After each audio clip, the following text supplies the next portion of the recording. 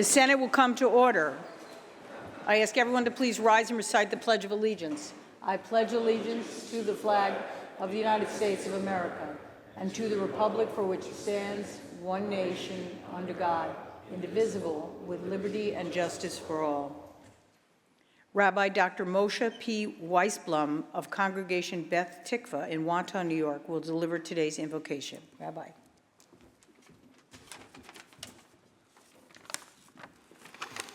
It's a pleasure to be here. Members of the Senate, I wrote a special poem. I call it A Call to Serve.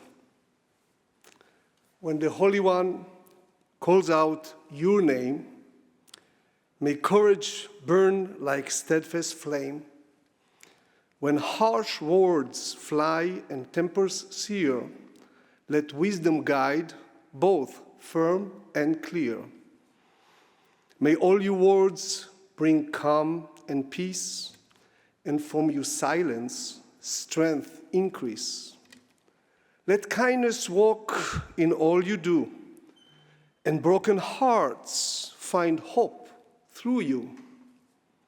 You hold the tales none else can hear, their silent dreams, their hidden fear. Be steadfast when strong have fled, a light when weary souls are led. You do not bear this weight alone. The one who called you claims his own. So walk with love and serve with grace. Let mercy fill this sacred place. Hold this trust with heart and soul to heal the hurt, to make lives whole. Let every breath be laced with prayer to overcome each barrier. May wisdom guide your hearts and mind, and strength to lead in troubled times. With every choice, may courage rise to seek the truth, to act with eyes that see beyond the fleeting gain and build a future free from strain. In service, may your hearts remain a light of hope to end the pain. And let us say, Amen. Thank you.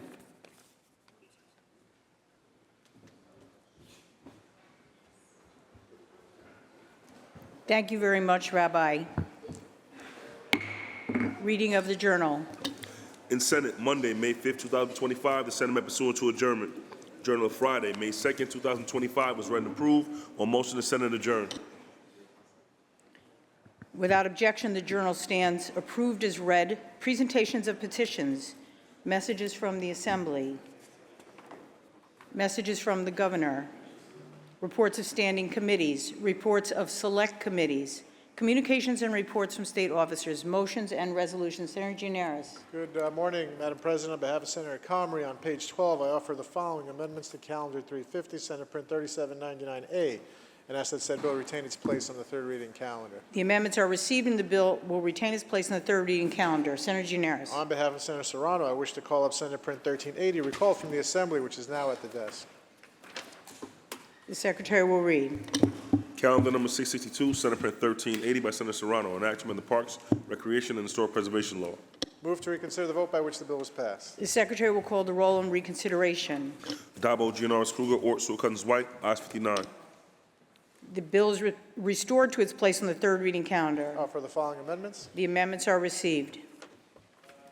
Madam President, at this time there will be an immediate meeting of the Rules Committee in room 332.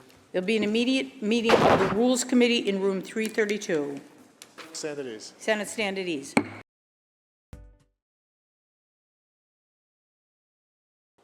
The Senate will return to order. Senator Gianaris.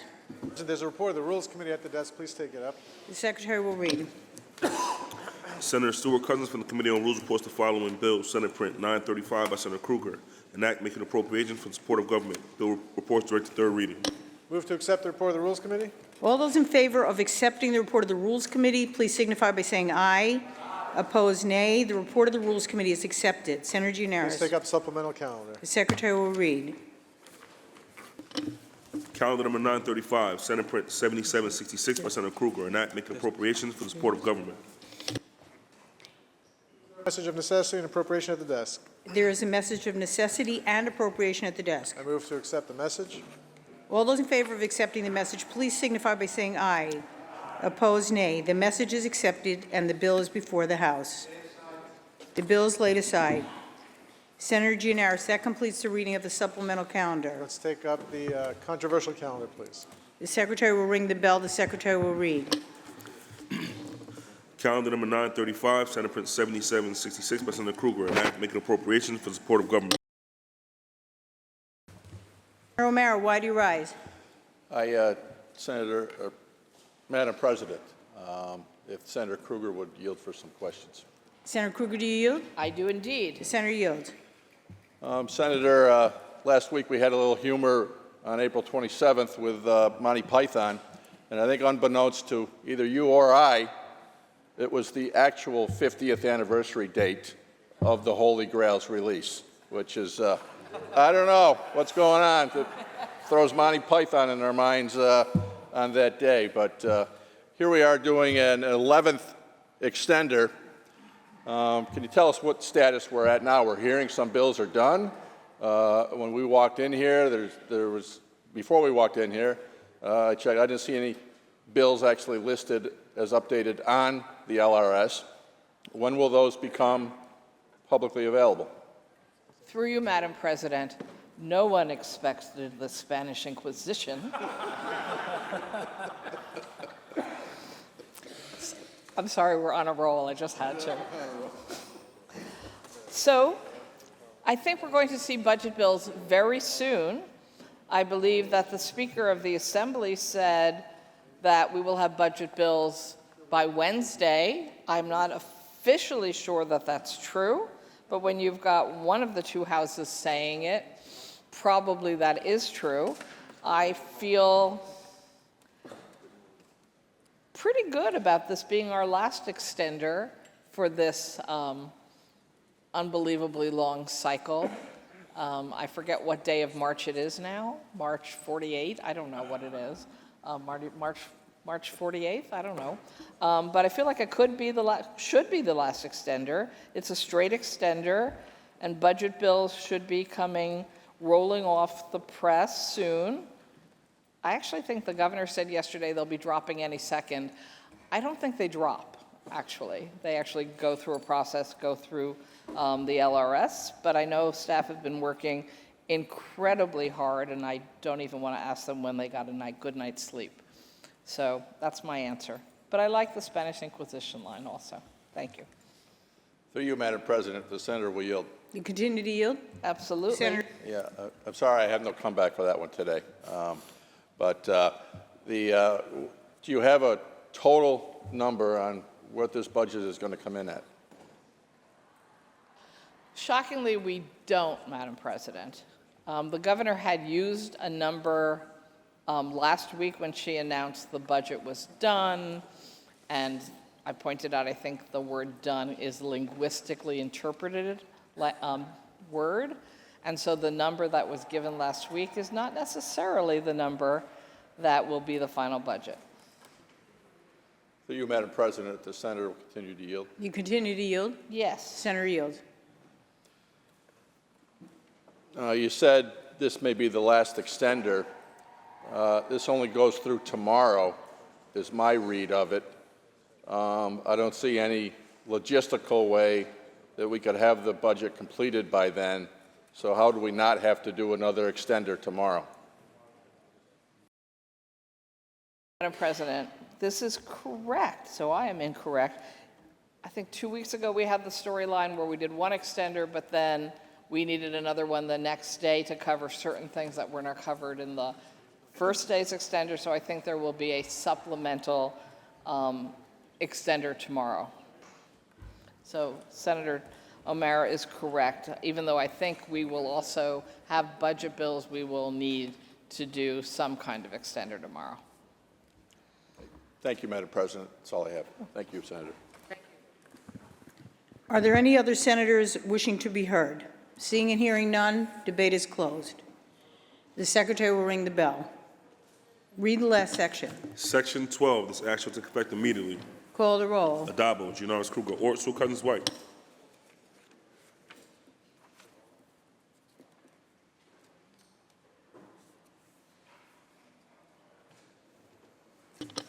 Announce the result. In relation to calendar 935, voted in the negative are Senators Borrello, Lanza, Orton, White, ayes 56, nays 4. The bill is passed. Senator Gianaris, that completes the reading of the controversial calendar. At this time, let's return to resolutions and move to adopt the resolution calendar with the exception of Resolution 930. Which one? All those in favor of adopting the resolution calendar with the exception of Resolution 930, please signify by saying aye. Opposed, nay. The resolution calendar is adopted. And let's take up previously adopted Resolution 738 by Senator Stavisky. Read that resolution's title and recognize Senator Stavisky. The Secretary will read. Resolution 738 by Senator Stavisky, memorializing Governor Kathy Hochul to proclaim May 6, 2025 as Queen's Day in the state of New York. Senator Stavisky on the resolution. Thank you, Madam President. Thank you, Senator Gianaris from the great state of Astoria in Queens. And welcome to our friends from the Queens Chamber of Commerce and their guests. On behalf of the 2.3 million Queens residents,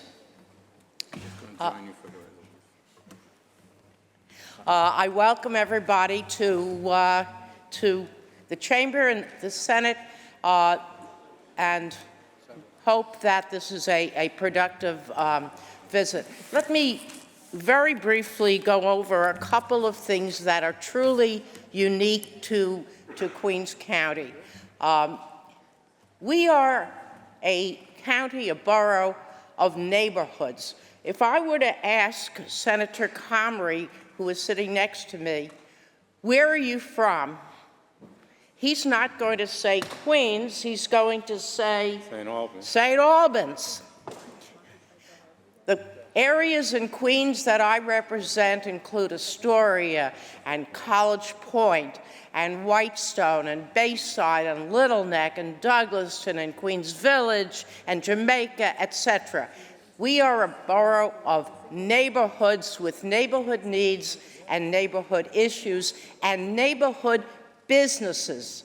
We have neighborhood economic groups, the merchants associations.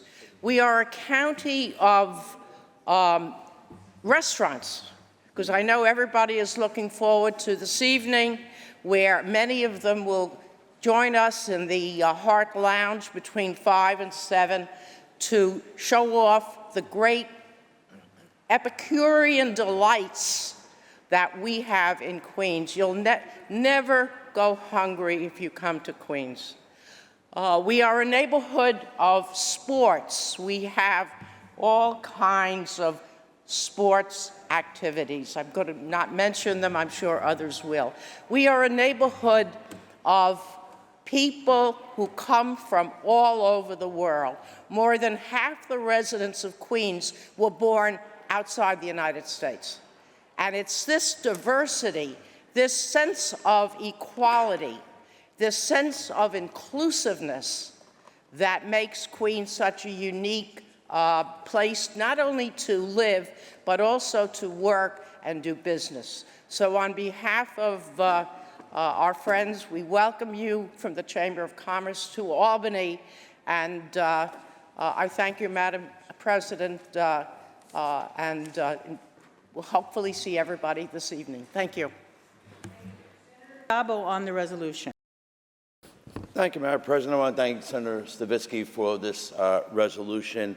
As a proud, lifetime, long-time resident of Queens, I want to congratulate Queens Chamber, welcome them, and of course, as a proud member of Queens, we're proud of our diversity and all that it has to offer. Being the greatest welcome mat to the world, as we have two of the major airports, JFK and LaGuardia, in Queens. And again, one of the most successful gaming sites in the country, Resorts World, and other amenities that create great jobs. But I'm going to quote someone who is from Queens. Actually, she's from my hometown of Ozone Park, and it's Cyndi Lauper. who's being inducted to the Rock and Roll Hall of Fame this year. And Cyndi Lauper says, I do speak the Queen's English. It's just the wrong Queen's, that's all. And if Cyndi Lauper was to speak the language of Queens, she'd speak over 140 different languages, if not more. That's the power of Queens. It's diversity. It's diversity that has led to resilience, whether it be through a pandemic, through Hurricane Sandy, through recessions. Our businesses have struggled but yet survived. Our people have struggled and yet survived. And I think it's that diversity that makes Queens survive. So again, to the Queens Chamber, I want to say thank you to all our residents of Queens. I want to say God bless you all, and thank you for allowing me to be a part of that borough, that great borough of Queens. Thank you so much, Madam President. Thank you, Senator Addabbo. Senator Comrie on the resolution.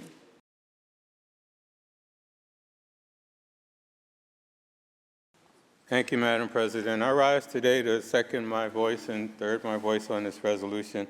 This is one of our best days of the year up in Albany for me because I get to talk about the borough that's raised me, that shaped me, and that's created the opportunities for me and the honor of representing part of the borough as the state senator.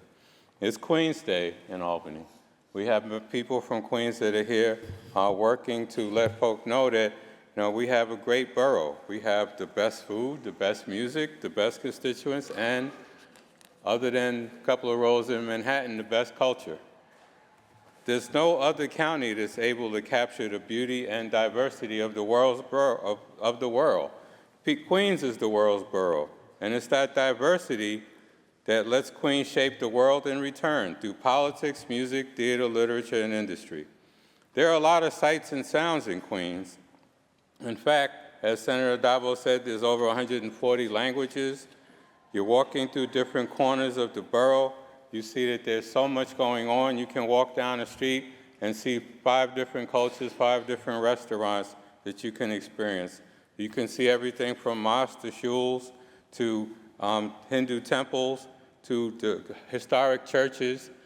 Queens is just so much that you can do to just visit and see so many different sights, sounds, and wonders. But one thing you can be sure of is that no matter what language you speak, the people will be there with you through good and bad. If you fall down, your neighbor will pick you up. If you start a business, the family down the street is going to shop there.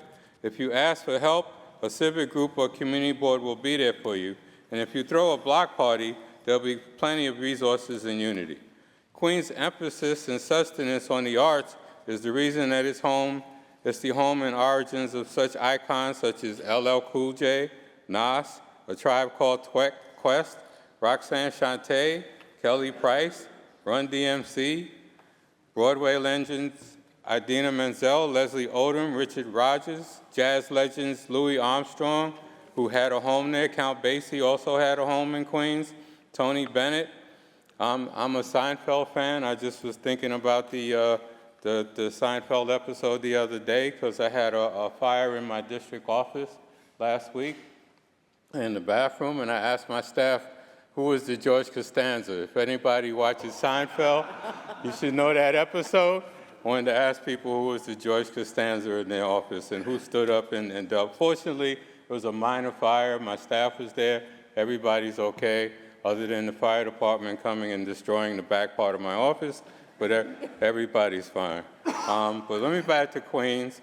In Queens, you can also find a level of intergenerational care that you're unlikely to come across elsewhere. We have an incredible culture of respect and appreciation for those who raised us and paved the way, especially in government.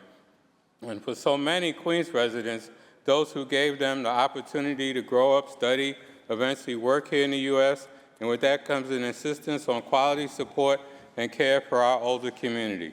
Queens' motto under Borough President Donovan Richards is Queens get the money. And we do because we are the economic epicenter of the city. Queens is home to Aqueduct in Belmont, the Billie Jean King National Tennis Center, Citi Field Ballpark, both major airports, LaGuardia and JFK, Kaufman Astoria Studios, Silver Cup Studios, Museum of the Moving Image, Roy Wilkins Park. We have the Unisphere. Those of you that watched all of the Will Smith movies know the Unisphere, and many flourishing businesses. Sports, music, tourism, cuisine, and culture, Queens has it all.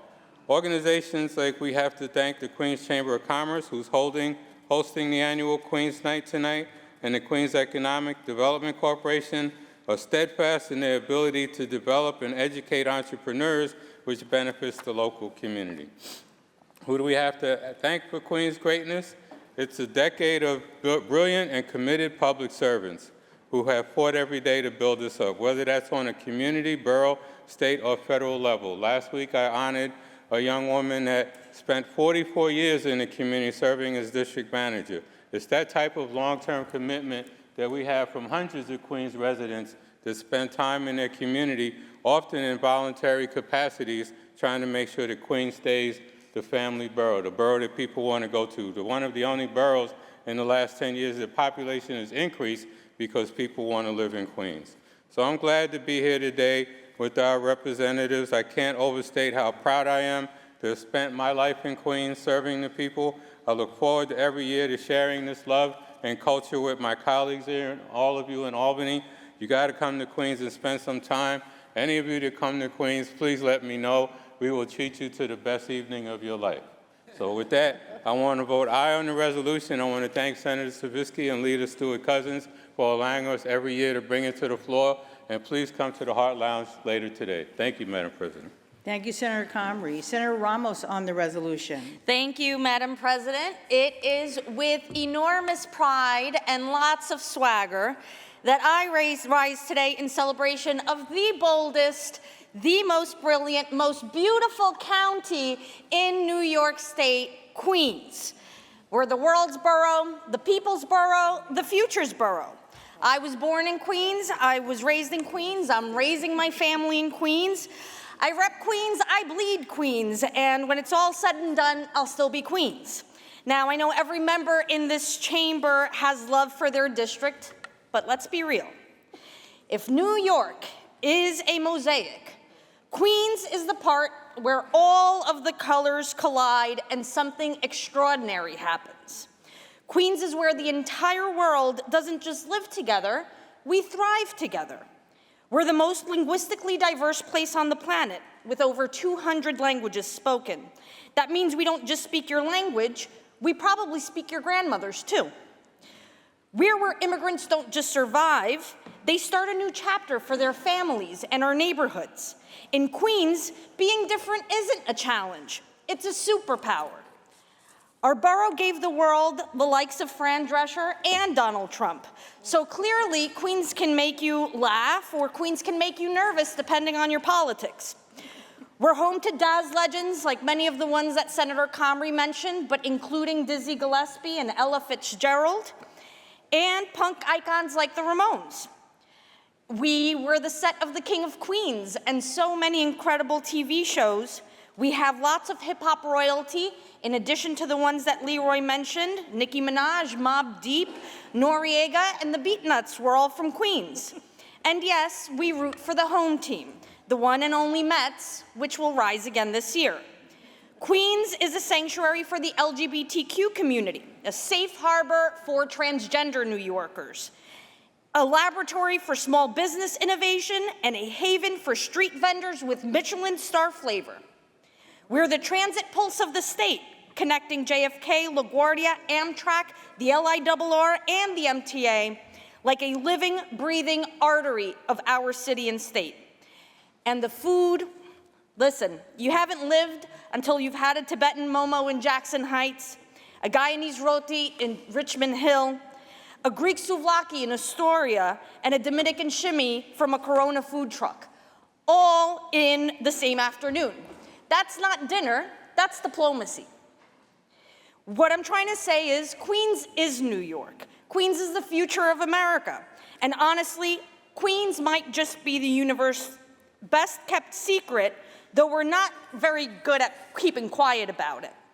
So on this Queens Day, I urge my colleagues to join me in celebrating not just a borough, but a beacon of hope, of hustle, and of humanity. I want to thank all of the members of the Queens Chamber of Commerce who are here, especially the owner of Friends Tavern, which is the oldest LGBTQ-owned establishment in Queens County, and many others who make us so proud to always rep the best borough, Queens. Thank you. Thank you, Senator Ramos. Senator Sanders on the resolution.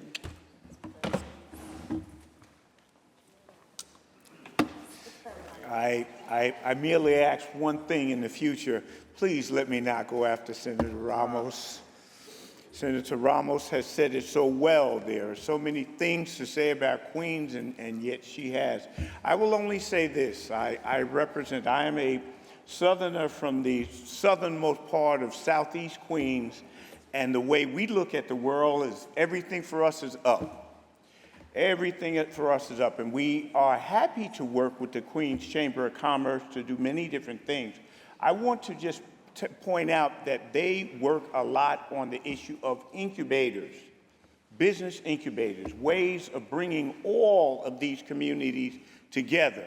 We all speak about the glory of America, and we understand that the business of America is business, and we understand that Queens understands that, and the Chamber understands that by making sure that Queens stays as the site of business incubation in America. I want to thank the Chamber. I want to thank all the guests from Queens, and I look forward to seeing you all at Queens Day, where you can taste some of the great cuisine of Queens.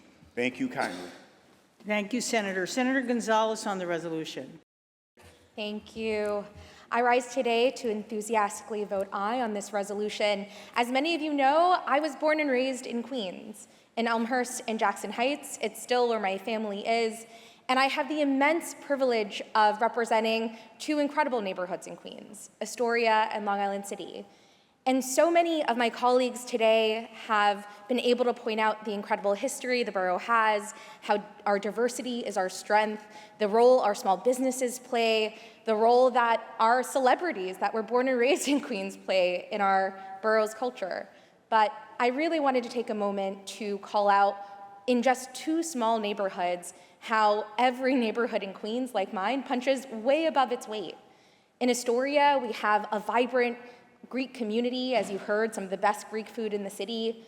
We also have a large Middle Eastern and South Asian community, a large Latino community. We have the largest public housing complex in the entire country between Queensbridge, with the addition of Ravenswood and Astoria houses.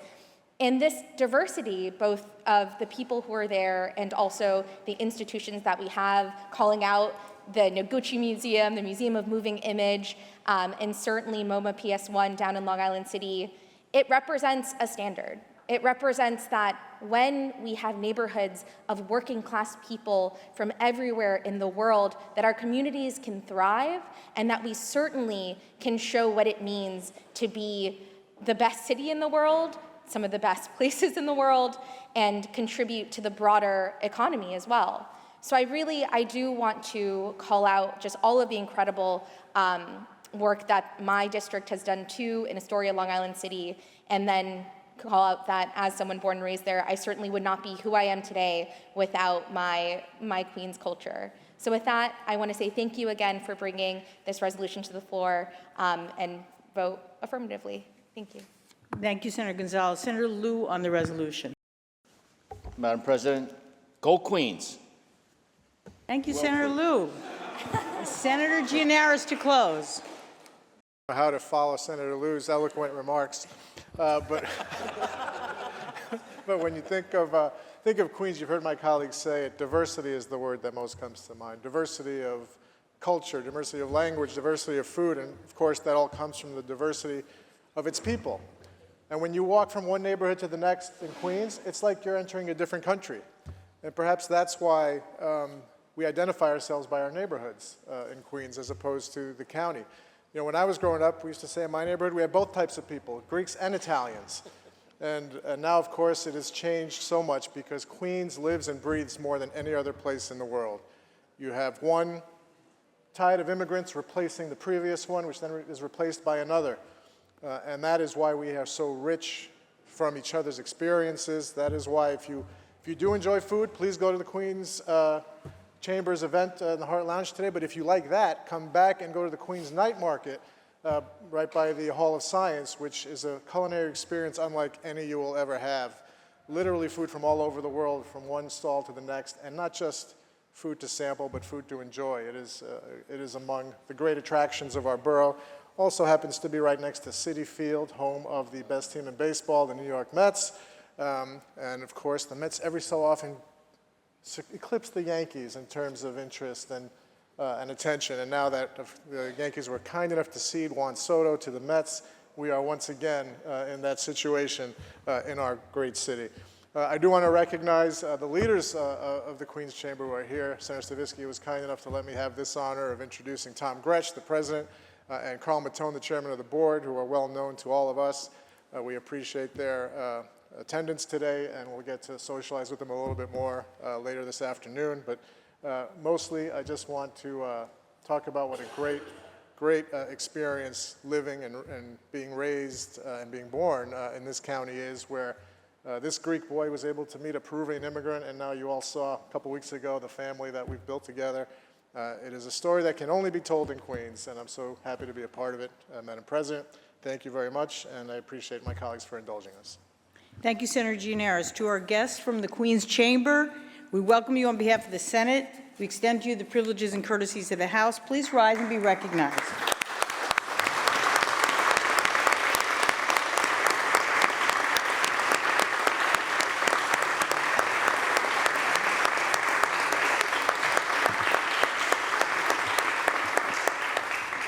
The resolution was previously adopted on April 8th. Senator Gianaris.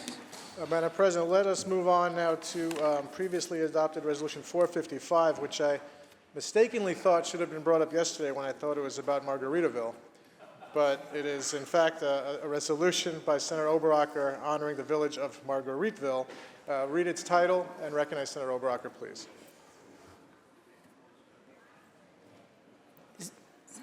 Secretary will read. Resolution 455 by Senator Oberacher commemorating the 150th anniversary of the village of Marguerite, New York. Senator Oberacher on the resolution. Thank you, Madam President. And just as a point of order, it is pronounced Margaretville. Madam President, you have to bear with me. I've kind of come down with a little bit of a cold, which feels oddly appropriate for my first time rising to speak on my own resolution. Perhaps there's no better way to show how meaningful this moment is than standing here a little bit under the weather. Today I rise with the great pride to recognize the 150th anniversary of the founding of the village of Margaretville. Located in the town of Middletown in Delaware County, tucked along the east branch of the Delaware River in the heart of the beautiful, and I do mean beautiful, Catskill Mountains. And we are honored to be here today to be joined with some of the individuals who help keep the village running. We have here in the chamber Mayor John Hubble, Town Supervisor Glenn Faulkner, Trustee and Town Clerk Sarah Hubble, Trustee Iris Mead, and Town Historian Diane Galusha. You know, as a former town supervisor, Madam President, and board member myself, I know all too well the challenges and commitment required in these roles. Your work may not always make the headlines, but your impact is undeniable.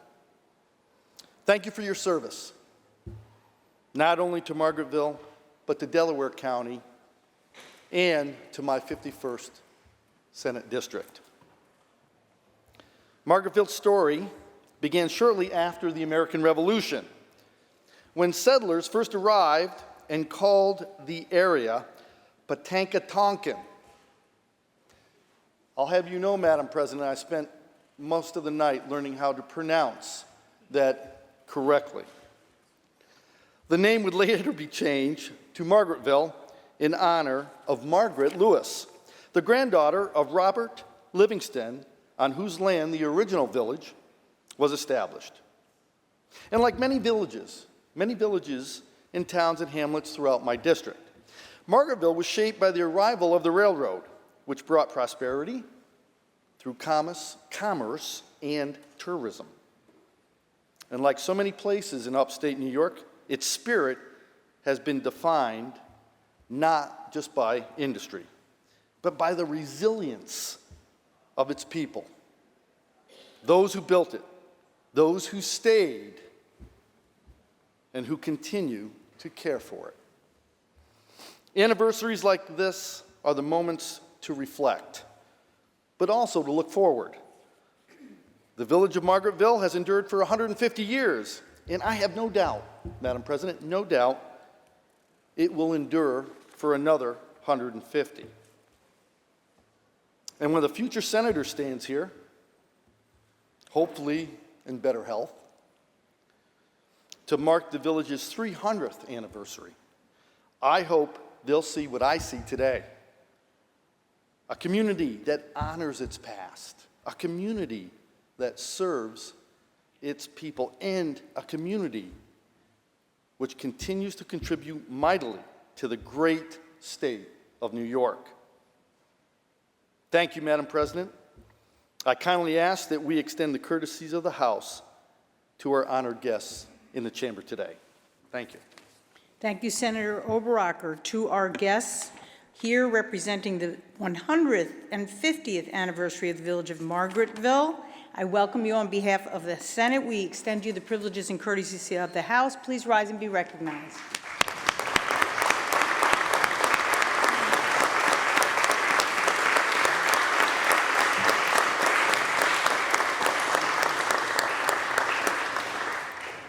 The resolution was previously adopted on March 11th. Senator Gianaris. Thank you, Madam President. I apologize for the mispronunciation in introducing that resolution. Let's move on to previously adopted Resolution 818 by Senator Baskin. Read that resolution's title and recognize Senator Baskin. The Secretary will read. Resolution 818 by Senator Baskin, celebrating the life of John A. Ferroletto. Senator Baskin on the resolution. Thank you, Madam Chair. I rise to acknowledge and pay tribute to a leader in our great state who suddenly passed away last month. John Ferroletto was a dedicated and highly respected trial attorney, known for his unwavering commitment to justice and a steadfast advocate for the rights of individuals. A native of Buffalo's West Side, John was proud of his Italian heritage. He started his own business, painting homes, at the age of 16 and continued through law school, financing his education. He graduated from the University at Buffalo School of Law, where he met his wife, Paula. She currently serves as a New York State Supreme Court judge. In addition to Judge Ferroletto, John is survived by their children and grandchildren, as well as extended family, friends, and colleagues, including the many attorneys that he mentored, who were fortunate to experience his warmth, his humor, and his generosity. I am so grateful for my friend John Ferroletto's support over my years as an elected official and the impact that his family has had on our community. May John Ferroletto rest in peace, and may his family find comfort in his legacy. Thank you, Madam President. Thank you, Senator Baskin. Senator Gallivan on the resolution. Thank you, Madam President. I too rise to honor and remember John Ferroletto, who was an incredible, upstanding member of the Western New York community. Of course, born and raised and lived in Buffalo his whole life, set an example for so many. You've heard from Senator Baskin, who I thank for bringing this resolution forward, about his accomplishments as an attorney, about his family, a family of servants, some public, some citizens. And John Ferroletto was a citizen servant who did so many things beyond practicing law, helping so many individuals in need, and being an individual who a community is very, very proud of, and one that we can all aspire to be. So I again thank Senator Baskin for bringing this forward. I'm grateful to have known John Ferroletto, grateful that he was part of the Western New York community, and my thoughts and prayers go out to his family. Thank you very much. Thank you. The resolution was previously adopted on April 29th. Senator Gianaris. Next up is Resolution 930 by Senator Ramos. Let's take up that resolution, read its title, and recognize Senator Ramos. The Secretary will read. Resolution 930 by Senator Ramos, memorializing Governor Kathy Hochul to proclaim May 1st, 2025 as May Day in the state of New York. Senator Ramos on the resolution. Thank you, Madam President, and happy May Day to all senators who are workers for our districts, representing our neighbors and our communities. I personally, as the daughter of working-class immigrants, am very proud to chair the Labor Committee in this great chamber, and it's my honor to carry this resolution every year. On May 1st, we honor the labor movement with one urgent, simple demand: safety for workers. That demand has seeded over time the child labor ban, has launched the Workers' Compensation Board, it's set modern safety standards, it strengthened unions and built the protections we still rely on today and must continue to improve for all New Yorkers. From the Warehouse Worker Injury Reduction Act, the Nail Salon Minimum Standards Council Act, the Wage Theft Deterrence Package, to temporary disability reform, temp, and even workers' comp reform, these bills lay the foundation for the next chapter of protections for working-class New Yorkers. This is legislation that mandates every workplace is safe and our long-term health is protected so that every worker in our state returns home safely at the end of their shift. The worker safety agenda is what will sustain the longevity and the health of the economy of New York State. This resolution, as always, is dedicated to every working New Yorker. May they clock out and return home safe, healthy, and whole. This is the promise May Day carries, and one that we now enshrine in history every year and must continue to keep. Thank you. Thank you. The question is on the resolution. All in favor signify by saying aye. Opposed, nay. The resolution is adopted. Senator Gianaris. Now let's move on to previously adopted Resolution 257. Please read that resolution's title and recognize Senator Jackson on his resolution. The Secretary will read. Resolution 257 by Senator Jackson, memorializing Governor Kathy Hochul to proclaim May 2025 as Muslim History Month in the state of New York. Senator Jackson on the resolution. Thank you, Madam President. My colleagues, I rise today and I greet you with peace and blessings. Assalamu alaikum. I rise not only as a legislator, but as a proud Muslim American and the first Muslim ever elected to this distinguished body. And this moment is profoundly personal and historically significant. Today, we take up an important step, a step towards recognition, towards truth-telling, towards honoring a history too often silenced and too often distorted. We memorialize Governor Kathy Hochul to proclaim May 2025 as Muslim History Month, our great state of New York. And what a history it is, a history older than the borders that we draw, richer than the narratives we've been handed, a history of mathematicians who gave us algebra, of science who mapped the stars and unlocked the mysterious vision, of healers whose medical wisdom crossed continents and centuries, a history of artists, architects, philosophers, poets, a history of mothers and fathers, immigrants, neighbors and friends who have also helped shape the foundation of our state. And yet, too often, our stories are erased, our contributions overlooked, our faith misunderstood, and too often, we are treated as strangers in a state we also helped lead. But make no mistakes, we are not new here, we are not visitors, we are not footnotes, we are part of New York's story. And this resolution proclamation reminds every student in every classroom, every New Yorker on every street, that Muslim history is not something apart, it is something among. It belongs to all of us. I want every Muslim child in New York to look at this month and know your faith is not a barrier. It's a bridge. Your history is not a burden, it is a blessing. Your presence is not a threat, it's a gift. By proclaiming Muslim History Month, we are not asking for special treatment. We are asking for honest treatment. We are asking for a rightful place in the narrative of this state. And we are saying to every Muslim New Yorker, we see you, we honor you, we walk beside you.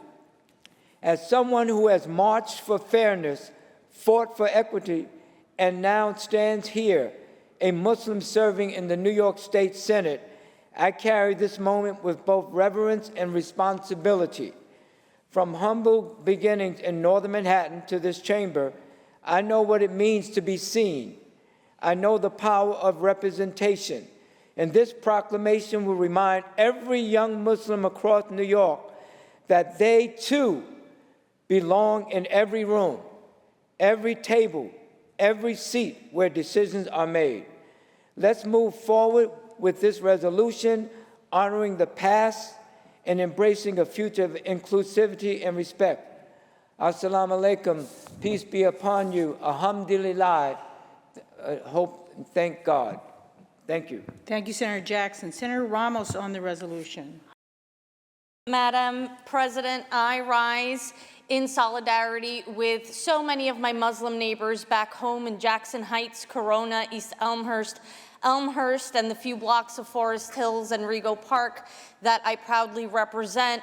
I believe that we have an obligation to ensure that Muslim American history is taught. Islam came to New York and the United States when people from Africa were kidnapped from their home and brought here against their will to do backbreaking work.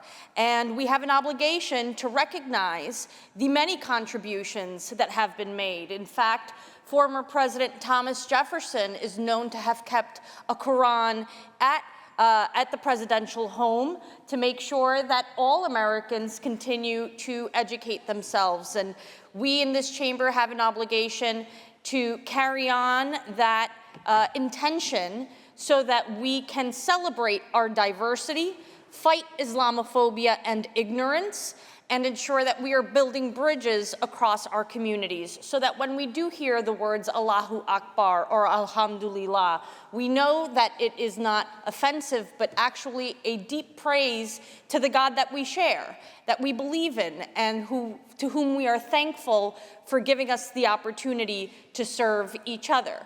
So thank you, Madam President, and thank you to the members of the Muslim American community who are here in the chamber today. Thank you, Senator Ramos. Senator Krueger on the resolution.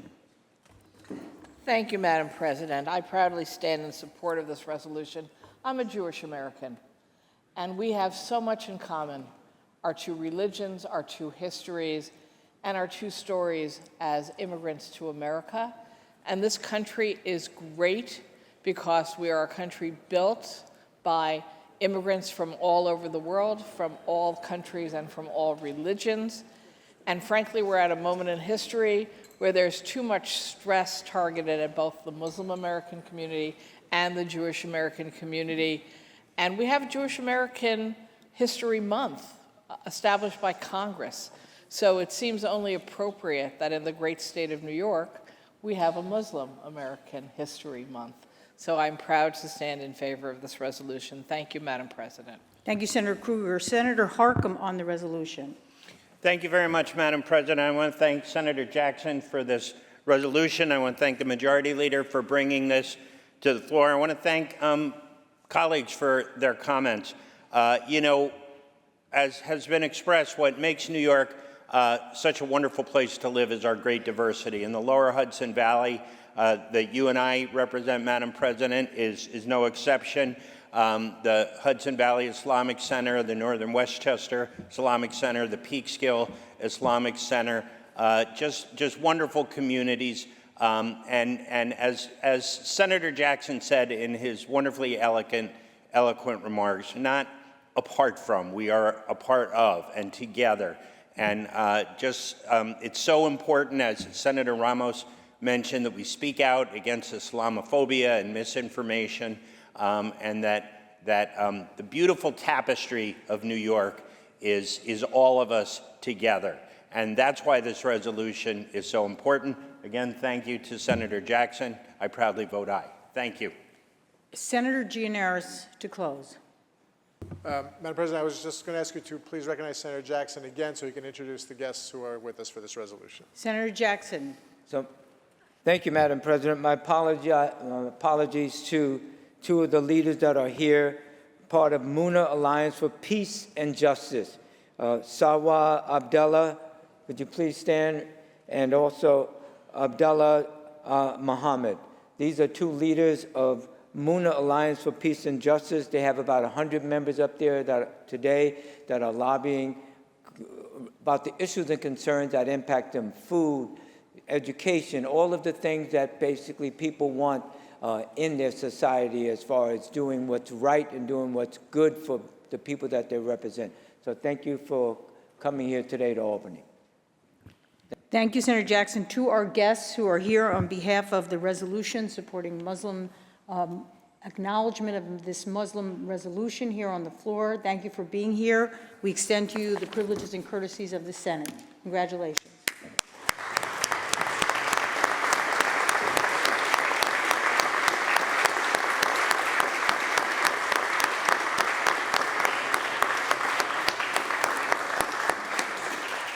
The resolution was previously adopted on January 28th. Senator Gianaris. Madam President, now the moment you've been waiting for.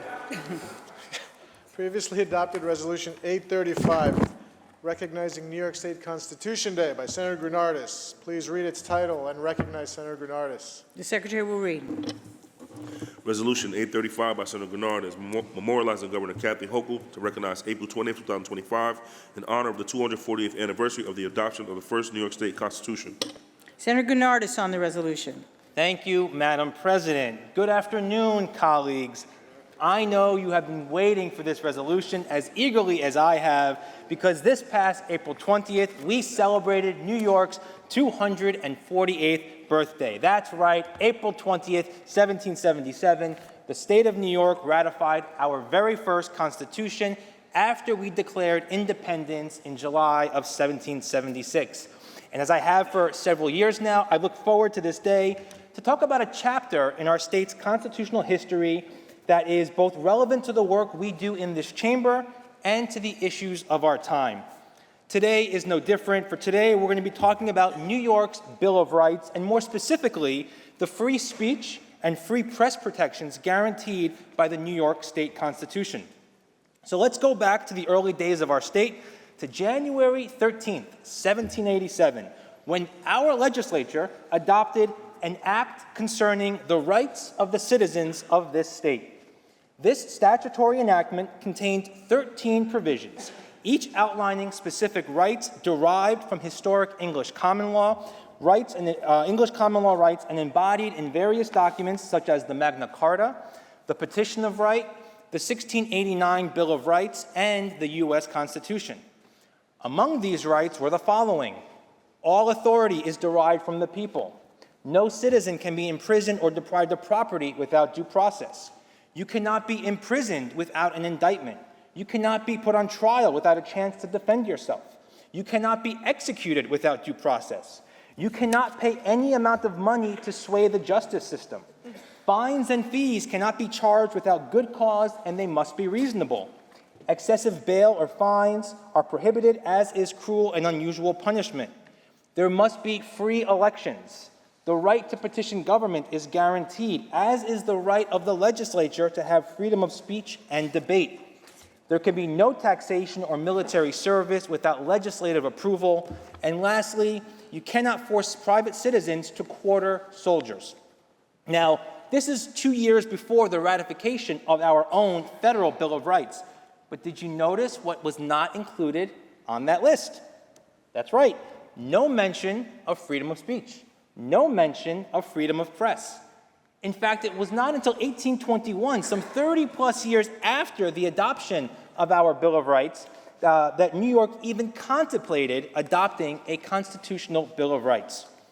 During a constitutional convention called that year, delegates debated reforms to New York's judiciary, the process of revising and vetoing legislation, and even creating a mechanism to amend the Constitution itself, which the original Constitution of 1777 did not include. But delegates also debated adopting a formal constitutional Bill of Rights, which some did not think were necessary because they believed that the American experiment of federalism was so successful there was no need to enshrine additional constitutional liberties.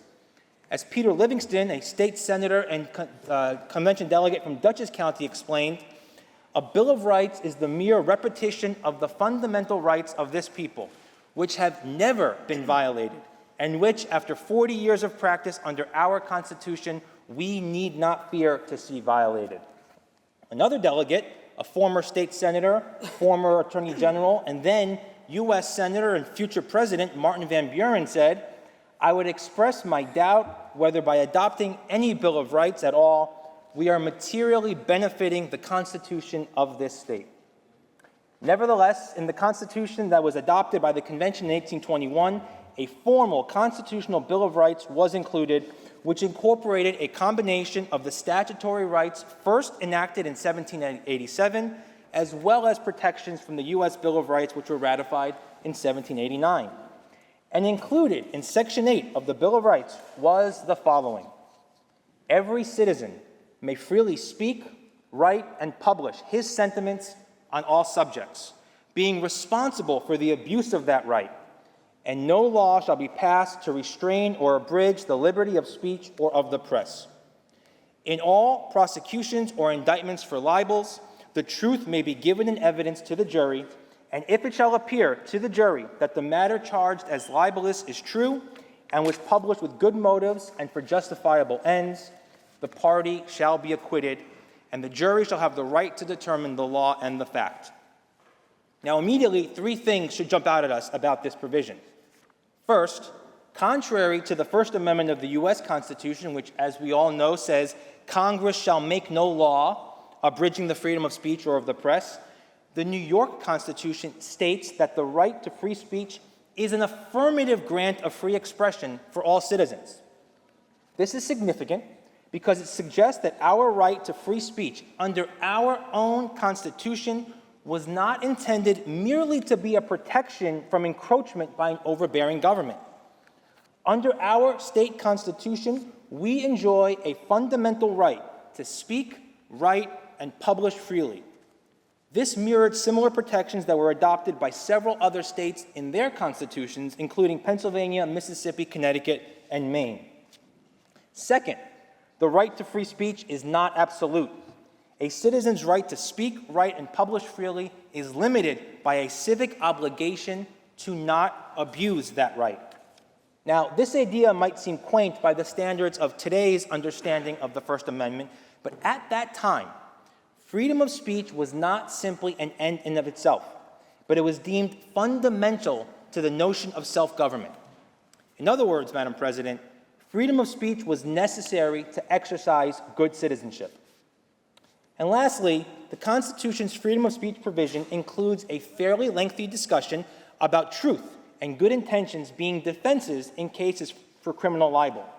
In fact, nearly the entire debate about Section 8 at the Constitutional Convention was all about criminal libel, a further reflection that the common understanding of free speech at that time was not about the right to say whatever you wanted, whenever you wanted to, but to allow citizens to participate in the public discourse of the day without saying something that was deemed injurious or offensive to someone else.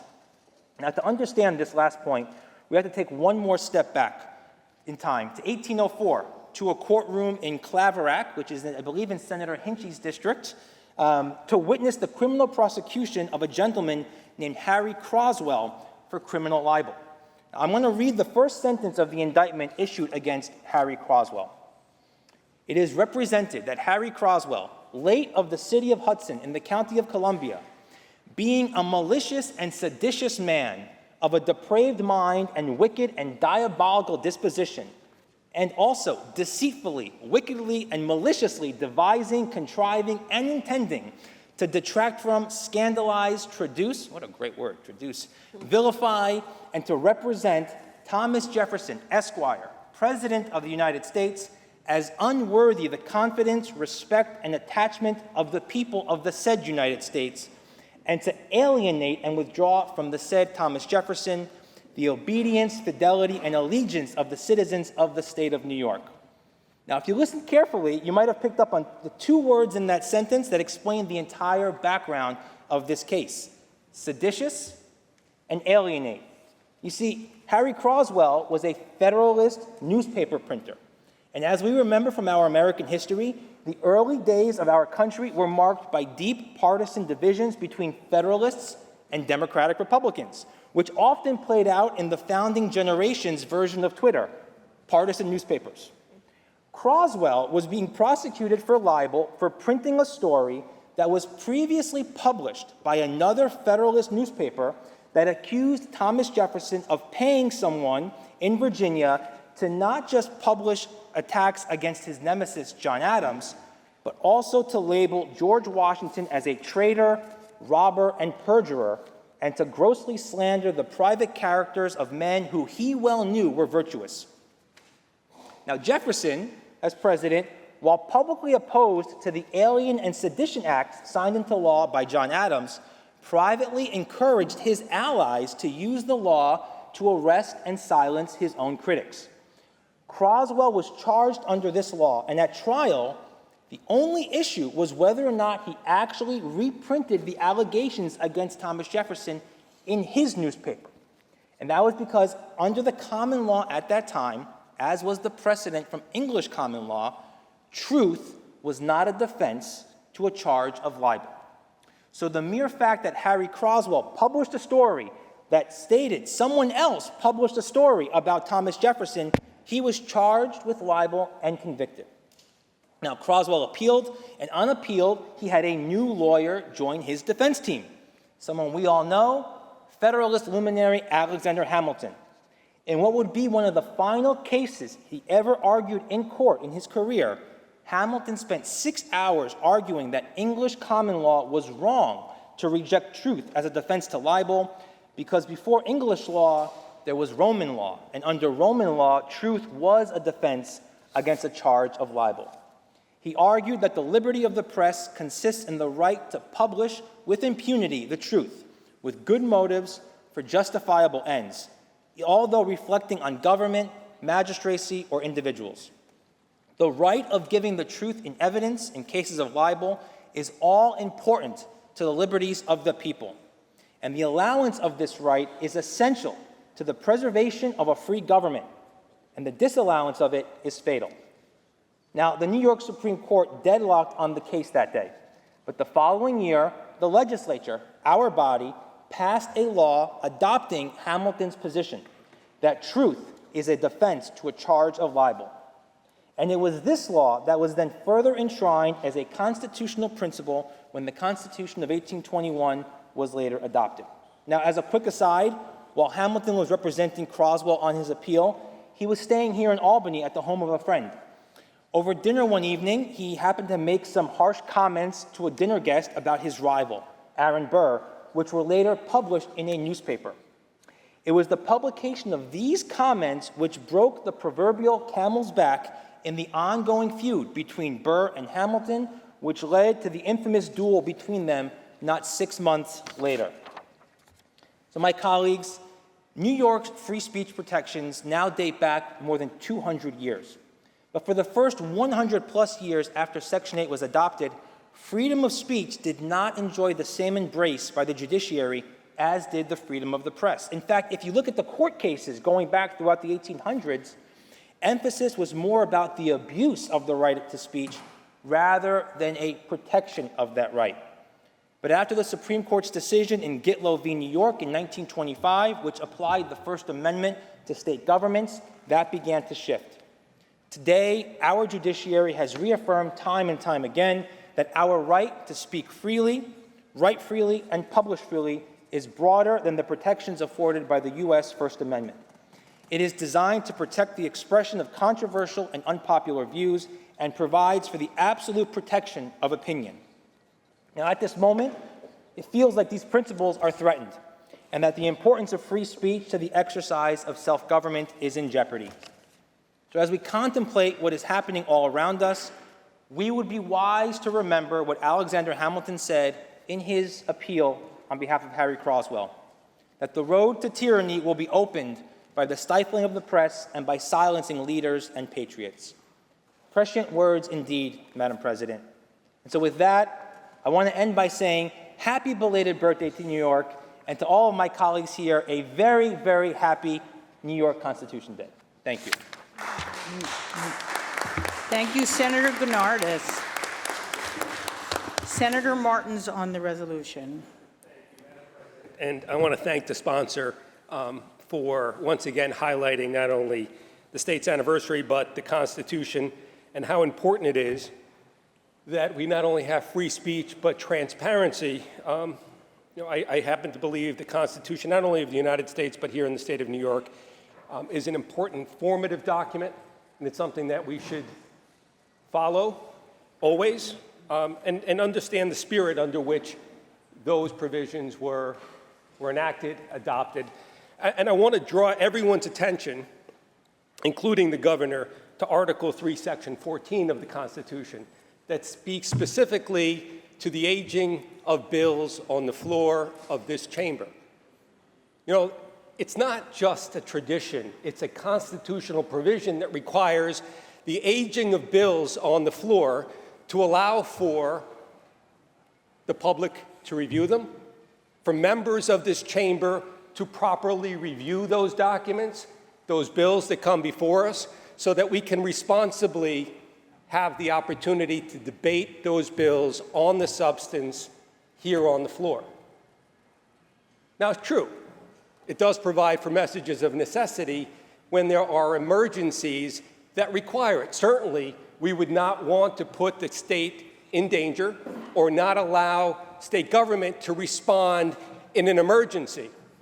But when it comes to budget bills, and certainly I would suggest when it comes to budget bills that are now 5 weeks late, Madam President, I would hope that in the spirit of Constitution Day and the Constitution of the State of New York, and in the spirit of the tradition of this chamber and the need for transparency when it comes to important bills that come before this chamber, that we highlight the necessity for our budget bills to be properly aged on everyone's desk and give it the necessary 3 days so that we can all properly review them and the public can properly review them before they're forced to a vote here on the Senate floor. So in the spirit of Constitution Day and celebrating the state constitution and understanding full well where we are in the budget process this year, I would thank again the sponsor for this resolution. I will support the resolution and remind everybody, messages of necessity are a requirement only when there's an emergency. There is no emergency. The Constitution requires 3 days aging of bills on our desks, and let's honor the Constitution in that way as well. Madam President, I vote aye. Thank you. Senator Walczyk on the resolution. Thank you, Madam President. I rise on the Constitution Day resolution and thank my colleague for bringing it forward. In 1777, as he pointed out, we were endeavoring on a very interesting project here in New York State and in the United States of America. How do you take consolidated power on autocratic kings and make sure that that's put on to the citizens? How do we make sure that people are represented? And so we created checks and balances within the United States Constitution, New York State's Constitution. Actually, each one of us in this chamber swore an oath to uphold that Constitution, making sure that the power through our republic is ultimately on the people of the state of New York. So we can have a Constitution Day resolution, or we can honor the principles of that Constitution, which were laid down by our founders. We could allow citizens to see New York State's budget before we vote on it. We could reject messages of necessity on non-emergency legislation, and if we've continued the budget process by extender after extender after extender, obviously there's no emergency that would necessitate a message of necessity at this point. We can check those autocratic monarch principles. We can check the executive, and we can reject those. So we could not just talk about it. We could also take the principles that Alexis de Tocqueville and John Stuart Mill brought our founders. Tyranny of the majority. We could make sure that every single legislator in both the Senate and the Assembly is heard from on this, has the opportunity to review the budget for at least the constitutional 3 days that are provided just by rejecting that message of necessity. So let's not subject New Yorkers to the tyranny of the majority that they warned us about, or to make sure that those checks and balances that our founders cared so much about are actually not just in a resolution where we celebrate Constitution Day, but in practice in everything that we do here in the New York State Legislature, and carry those principles of our Constitution into the work that we do every single day. So I vote aye on this resolution. I think it's critically important to talk about our Constitution and to educate our citizenry on it. But I think it's even more important for the members of this House, the House across the hall, and for our executive to have that power check. Thank you, Madam President. Thank you. Senator Tedisco on the resolution. Thank you very much, Madam President. I thank the sponsor for this resolution. I think it's an extremely important one. And I think all of us in this room, both sides of the aisle, agree with that we revere the Constitution of this state and the Constitution of the United States of America. I think it was Winston Churchill who said, representative democracy, the United States, it's the worst form of government, except for all the rest. Is it perfect? I think our Constitution is as close to perfect as we could have ever made without being the individual who born us into this world with all these inalienable rights that are in the Constitution. One thing we have to understand, our founding fathers were tremendous individuals. They fought a king. They dispatched themselves for it. They created the greatest nation in the world. I think they created the second greatest document in the world for me. The Holy Bible is first, but the Constitution of the United States and our state constitution is pretty good also, are tremendous documents. But no man or no woman gave us the rights and freedoms that are embedded in these constitutions. And no man or no woman can take these rights away from us. Inalienable rights, that was fantastic. The reason we get to live these rights and freedom are no different than the reasons why every other citizen from every other part of the world get to live those, if they could, in the same way. They have the same exact rights we have. We get to live them because of a group of individuals who we honored. They were part of it, the Korean War heroes. We get to live them because of the best, the brightest, the most courageous and compassionate fighting force for good, the men and women of the United States fighting forces. They're the ones who give us the ability every day to stand up, to come here, and to show you the reverence I have it. I carry this document of the Constitution of the United States and the state with me every time I walk into this building. Every time I walk into this building, it's in my pocket, because I'm mindful of the fact that everything we do here has to be in respect for that. So important for us.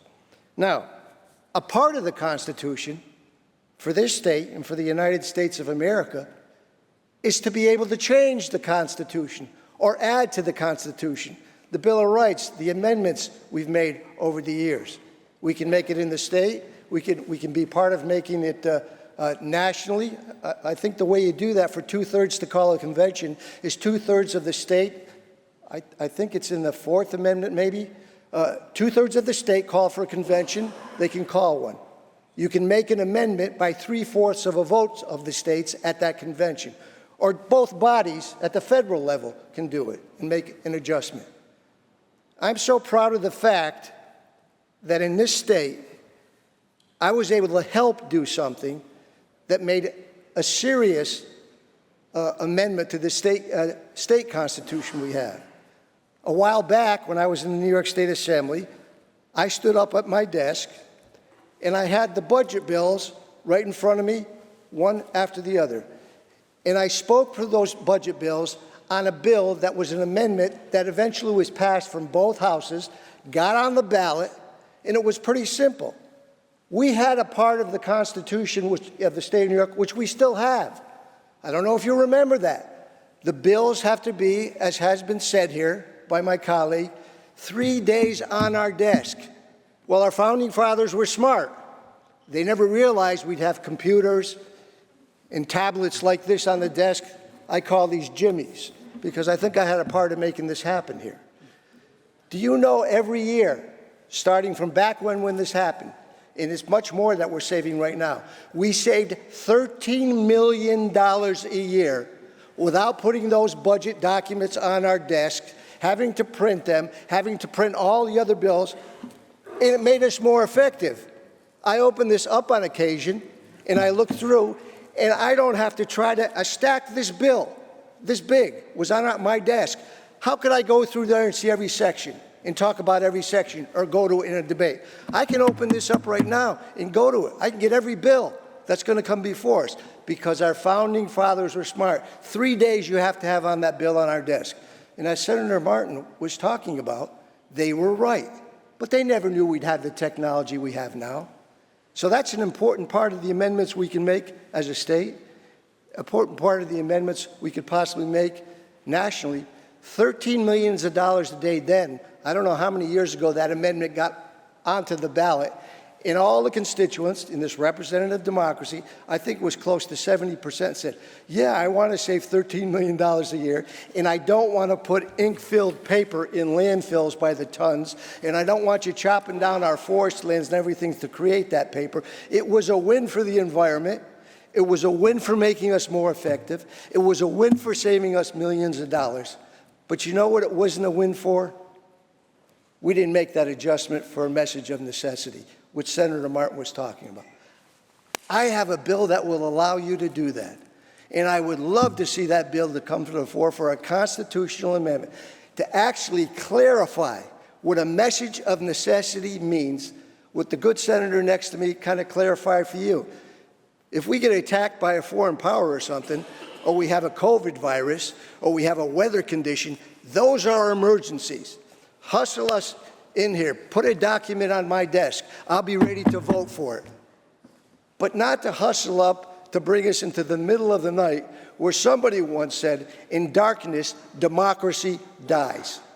And democracy dies sometimes in this body, unfortunately, because there's a rush to judgment. Now, I'd love to see the Fourth Estate be able to see a bill 3 days in advance. I'd love to join them in seeing those 3 days in advance.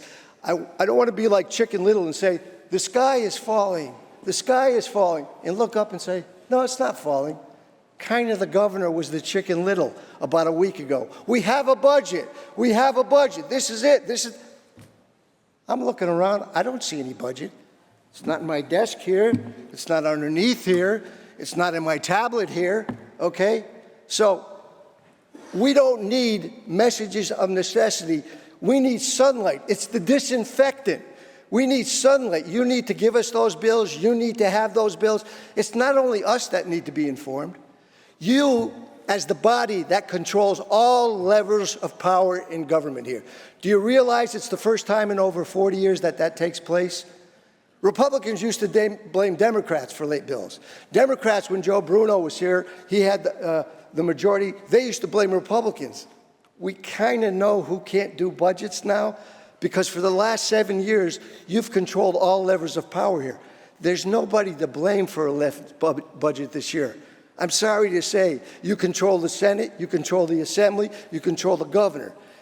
We'd like to have the bills a little bit earlier, like the 3 days our founding fathers said they should be here, unless there was a serious emergency. And I bet, if you tell the truth, you'd like to have the bills 3 days earlier too, so you could understand it. And I bet the media would like to have the bills 3 days earlier so they can inform the public, so we could be what we really should be above elected officials and above public servants.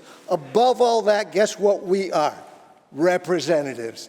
And a representative has to get back to their constituents and say, you see this, you see that, what do you think I should do on this?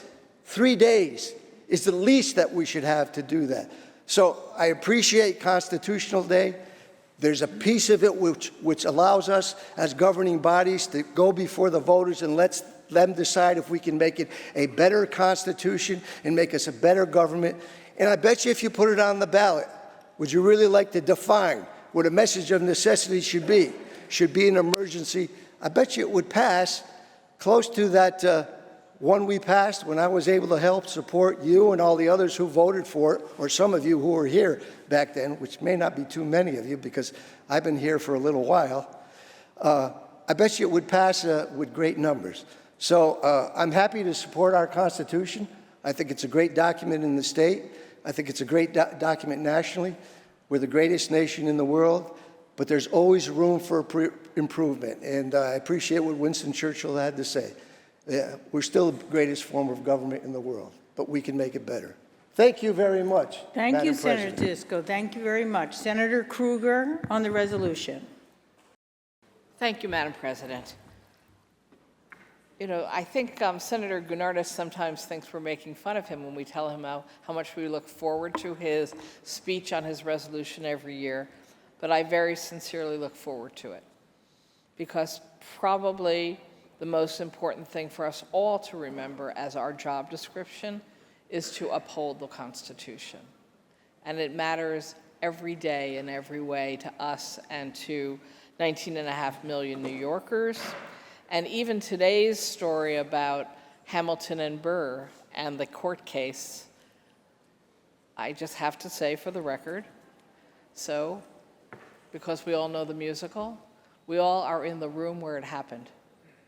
And that is so important to us and our future. Now, in response to some of my colleagues' comments, I want to go rogue, as usual, for Liz Krueger. I completely agree budget bills should not be done with message of necessity when there are no emergencies. And when you're on day March 48th or 49th, let's be honest, there's no emergency. And for the record, it's not a partisan fight.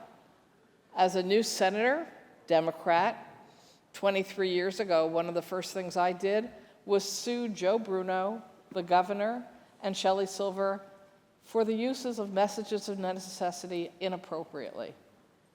And I sued on a number of constitutional grounds, and people weren't very excited about me on both sides, frankly, because I believe that the constitutional protections of our rights as all 19.5 million New Yorkers are critical. I lost at the Court of Appeals, who said these are political decisions not to be dealt with in a court situation. I disagreed then, but lost. And here we are, 23 years later, different parties in different positions, same issue. I will lose this fight, I believe, as you will lose this fight this week. But I agree that we should make clear budget bills are, as Jim Tedesco described, I remember, so thank you for your amendment that said we didn't have to kill so many trees every year and try to pretend we were reading a stack this tall of bills that we got with 10 minutes notice, because I was in the minority. So these are important issues, and we need to address them, but I don't think any of us here who share that view, and I think many of my colleagues on both sides share that view, we will lose that fight. And so I believe we will have budget bills with messages of necessity, and it's a shame. And since I've tried the constitutional route in court, maybe the constitutional amendment route is the only way to ever get this done. So, Madam President, mostly I stood up to thank my colleague, Senator Gurnardis, profusely for always making sure to remind us at least one day of the year how truly important these sometimes thought of as esoteric documents, such as a Bill of Rights in the New York State Constitution, are to all of us. And to remind everybody, really it would be very nice if the federal government noticed this issue as well at the federal level. Thank you, Madam President. Thank you. Thank you, Senator Krueger. Senator Gianaris. I got the G's mixed to close. Senator Gianaris. It's all the time, Madam President. Partisanship. Partisanship leads to some moments that are very rich in hypocrisy. And so I could not listen to this discussion and not get up and point out that so many of my colleagues who were speaking on the other side of the aisle served in the majority here, some briefly, some for longer periods of time. And it's interesting, but I never heard one peep from them about messages of necessity when they were approving them time and time and time again. Senator Martin spoke out. He served in the majority a long time. I was here, sitting on that side at the time. I watched it happen. Never heard from him about messages of necessity. Senator Tedisco only had a year or two in the majority, if I'm not mistaken. But in fact, in those years, Senator Tedisco, many, many messages of necessity were approved by the then majority that you were part of. And Senator Walczyk was only here in the minority. But he did work here for a majority member for 5 years. And I don't remember him imposing upon or giving advice to his senator at the time to not approve these messages of necessity. It's an affront to our democracy, he should have said. But lo and behold, now our friends across the aisle are in the minority, deep in the minority, and don't have as much to say about what ends up in the budget, and so their worldview has shifted. Now they rail against things that they have nothing to say about. But the fact is, the governor decides when a message is inappropriate. The majority of this body decides whether to accept it. This is the essence of a democratic process. If you are not have the numbers to affect the outcome, that's on you, my friends. The people of this state have chosen to put you in the minority. The people of this state have chosen to give us the power to decide whether a message of necessity is appropriate or not. And we have availed ourselves of that power. We will continue to do so. I appreciate Senator Gurnardis and his history lesson year after year. I can't wait till next year's comes about. And we're also going to educate people about the history of this chamber when we get a chance to do so. Thank you, Madam President. Thank you, Senator Gianaris. The resolution was previously adopted on April 29th. Senator Gianaris. Who wanted to explain This time, let's take up the reading of the calendar, please. What, Senator Disco? I don't know. Not on the resolution, Senator Gianaris. No, not on the resolution. Calendar. Senator Tedisco, on a resolution, you do not explain your vote. You vote yes or no. What is your point of order? Order is this. I have never voted for an extender in the history of my elected officials. I vote no on every extender. I voted no when I was in the minority. I voted no every 2 years in the majority. You don't record those, but every time you say, do you support it, I vote no on a message of necessity. Your point that of is order not has truly been an made. emergency. Senator Point of order. Tedisco, your point of order has been made. Thank you. No, you can't just make up points of order. You had a point of order. I allowed you to speak. Please sit down, and we will move. The resolution has been adopted. Senator Lanza, why do you rise? Madam President, we don't know whether it's made up until we hear it, so let it be heard. My second point of order is that I appreciate the senator giving his opinion, and this is a part of the Constitution. He has the right to be wrong, and that's what's called the First Amendment. So I do appreciate that. But I want to go on the record saying he was wrong about me voting for messages of necessity. Thank you for your point of order. Thank you for those 2 points of order. Thank you.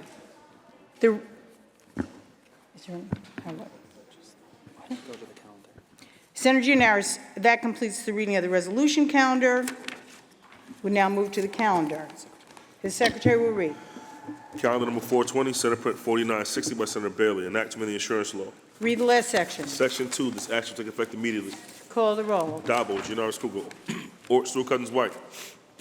Announce the result. I-60. The bill is passed. Calendar number 564, Senate Print 4780 by Senator Scoofers, enactment of the general municipal law. Read the last section. Section 2, this action will take effect on the 60th day and shall become a law. Call the roll. Dabo, Gianaris Kruger, Ort, Stewart Cousins White.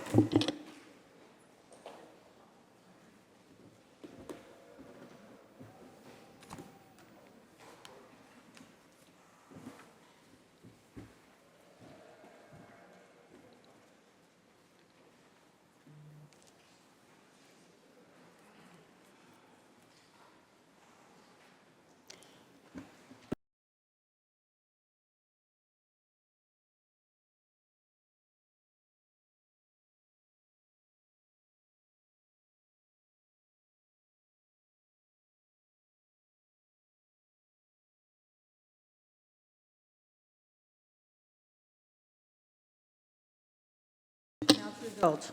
In relation to calendar 564, voted in the negative are Senators Ashby, Morello, Kenzé Fitzpatrick, Gallivan, Griffo, Helming, Martins, Matera, Murray, Oberacker, O'Mara, Ort, Palumbo, Rhodes, Ross, Steck, Tedisco, Walzick, White. Ayes 41, nays 19. Bill is passed. Calendar number 644, Senate Press 6848 by Senator Webb, enactment of the Agriculture and Markets Law. Read the last section. Section 2, this action will take effect immediately. Call the roll. Adabo, Giannaris Kruger, Ort, Sukans, White. Senator Webb to explain her vote. Thank you, Madam President. I rise to explain my vote, although it is not on the Constitution, but most certainly on another important subject matter, and that is our farming and agricultural community. I want to thank our Majority Leader, Andrea Stewart-Cousins, and our Agriculture Chair, Senator Hinchey, for their leadership in bringing this important package of legislation to the floor today that is lifting up support for farming and agriculture. Our farmers play a critical role in our regional economies in ensuring that our communities have access to locally grown food that is also healthy. The purpose of this bill is to improve access to healthy food and promote healthier lifestyles by providing some assistance to help establish or expand existing regional farmers markets in those areas of the state that have poor consumer access to high quality and reasonably priced fresh food and farm products. The regional farmers markets to be created would facilitate the marketing and sale of these foods on a large scale and at the wholesale and bulk level. In addition, these regional farmers markets will increase the access to fresh foods to local supermarkets and restaurants that sell or prepare these foods, especially in food deserts. By providing our farmers and producers with new local markets, this legislation also helps to make sure that more of the food that we produce right here in our great state of New York is eaten by New York families and beyond. I proudly vote aye on this legislation, and I encourage my colleagues to do the same. Thank you, Madam President. Senator Webb to be recorded in the affirmative. Announce the results. Ayes 61. The bill is passed. Calendar number 720, Senate Print 3665 by Senator Hinchey, enactment of the Real Property Tax Law. Read the last section. Section 2, this action take effect 1 year and shall become a law. Call the roll. Adabo, Giannaris Kruger, Ort, Sukans, White. Announce the results. Ayes 61. Bill is passed. Calendar number 747, Senate Print 592 by Senator Hinchey, enactment of the Agriculture and Markets Law. Read the last section. Section 2, this action shall take effect on the 180th day and shall become a law. Call the roll. Adabo, Giannaris Kruger, Ort, Sukans, White. Announce the results. Ayes 61. The bill is passed. Calendar number 749, Senate Print 1529 by Senator Parker, enactment of the Agriculture and Markets Law. Read the last section. Section 9, this action shall take effect on the 90th day and shall become a law. Call the roll. Adabo, Giannaris Kruger, Ort, Sukans, White. Announce the results. Ayes 61. The bill is passed. Calendar number 756, Senate Print 3204 by Senator Kruger, enactment of the Penal Law. Read the last section. Section 5, this action will take effect on the 1st of November. Call the roll. Adabo, Giannaris Kruger, Ort, Sukans, White. Senator Kruger to explain her vote. Thank you, Madam President. I appreciate my colleagues' support for this bill. I just want to highlight, since we're in budget time, we are losing up to $1.7 billion a year in sales tax revenue that is collected from the citizens of New York, but never given to us, the state of New York, because we continue to allow these systems that we used to call zappers, but have gotten so much more sophisticated, to be used by certain companies prepared to violate the law by collecting the sales tax and then using technology to hide the fact that there was the sale with the sales tax collected. So not only are we losing an enormous amount of revenue that we desperately need, we are sending the message continually that you can be a bad player, not follow our tax law, commit tax fraud to your advantage, to the disadvantage to all the businesses who are following the law and contributing the sales tax once they collect it. So we've passed this bill before. Thank you. I pretty much with unanimous support. I really hope this year is the year we can get it done and signed by the governor, because I guarantee you we need all this revenue. Thank you, Madam President. Senator Kruger to be recorded in the affirmative. Announce the results. Ayes 61. The bill is passed. Calendar number 760, Senate Print 4755 by Senator Bailey, enactment of the Agriculture and Markets Law. Read the last section. Section 2, this action will take effect immediately. Call the roll. Adabo, Giannaris Kruger, Ort, Sukans, White. Announce the results. I-61. Bill is passed. Actually, in relation to calendar 760, voted in the negative. Senator Walczak, aye, 60 nays, 1. Bill is passed. Calendar number 783, Senate Print 4804 by Senator C. Ryan, enactment of the Vehicle and Traffic Law. Read the last section. Section 13, this act shall take effect on the 180th day, and shall become a law. Call the roll. Addabbo, Gianaris Kruger, Ort, Sewell Cousins, White. Senator Chris Ryan to explain his vote. Thank you, Madam President.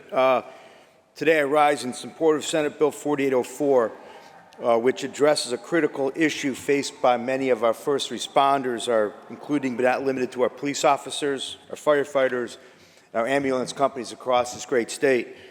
In particular, many of our communities rely on volunteer emergency responders. These individuals are not always stationed at the firehouse or the EMS station 24/7. Instead, they respond to emergencies from their homes, their jobs, or wherever they may be when emergency strikes. Time often is of the essence in these moments, and every second counts.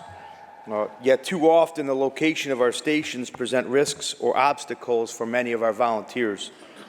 Many of these facilities lack traffic control systems, like stoplights or warning lights, that would give safe passage to emergency vehicles leaving their stations. In other cases, parking lots for volunteers are located across the street from the station itself.